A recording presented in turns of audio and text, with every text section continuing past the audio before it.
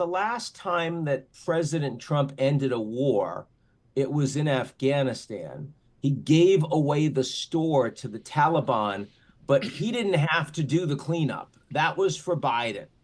This time around, the deal that is cut by Trump, he's going to be responsible for 4 years. And so I think he's aware of that. And I wonder, yes, he really wants to end the war. He's got a lot of capacity to pressure the Ukrainians.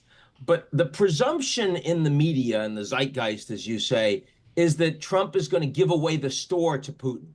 And I don't think that's true. I don't think he wants a situation where Ukraine can be completely run over and undermined by Russia. I think he's going to want a Ukraine that the war is over. Russia's still in the occupied territory they have now. There's no way to get them out of it. But Ukraine has the ability to defend themselves and prevent Russia from taking more territory. So that's not an easy deal to get done with Putin. And I think if there's a place where Trump is going to be more flexible than the Europeans want, certainly, I think it's going to be on the economic side. I think Putin really would like to see an end to sanctions.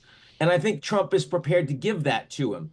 It'll be very interesting to see how the Europeans respond to that. And do they respond to it in a unified way, or do they break down? That to me is where people are getting it wrong, in my view. What's the role of Zelensky and the Ukrainian people in this whole process, assuming President-elect Trump wants to push a peace movement forward?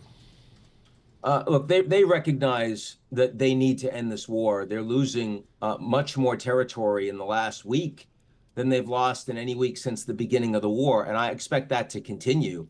The Russians are going to press this for the next couple of months until Trump becomes president, and the Ukrainian position is likely to look a lot worse when inauguration hits than it does right now.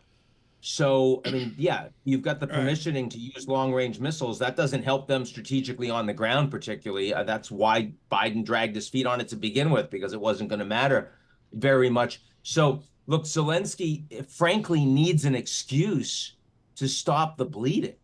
And it is, ending the war is more popular now in Ukraine than it was a year ago, 2 years ago. But he can't be seen as losing his country.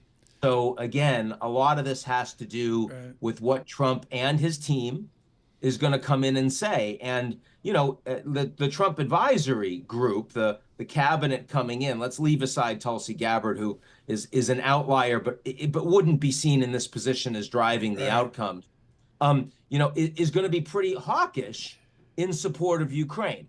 So I think there's still a great deal to watch here. I don't think it's I don't think this is giving away the store and undermining Zelensky completely.